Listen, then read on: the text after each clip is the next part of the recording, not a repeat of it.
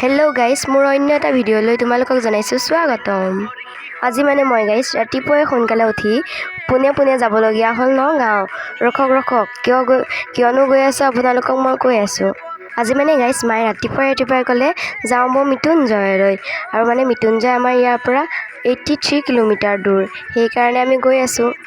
আহক গাইজ আমি মৃত্যুঞ্জয় দৰ্শন কৰি আহোঁ।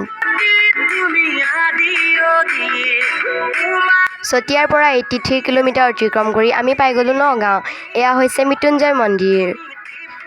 গাইজ আজি ইয়াত ইমান ভিৰ, তাতে আজি সোমবাৰ, সেইকাৰণে বহুতেই ভিৰ হৈছে, মানে মানুহ ৰখিবলৈ জেগা নাই। চ' গাইজ এতিয়া মানে আমি লাইনত ঠেলা হেঁচা লাগি লৈ পেলাই চাকি গছ জ্বলাই ল'লোঁ। চাকি তাকি জ্বলাই মেলি লৈ আমি এতিয়া ঘৰলৈ ৰাওনা হ'লোঁ। ৰ'ব গাইজ, মেইন কথাটো পাহৰিলোৱে নহয়। মেইন কথাটো হৈছে ফটো আকৌ। চ' গাইজ আজিলৈ দিছোঁ বাই বাই।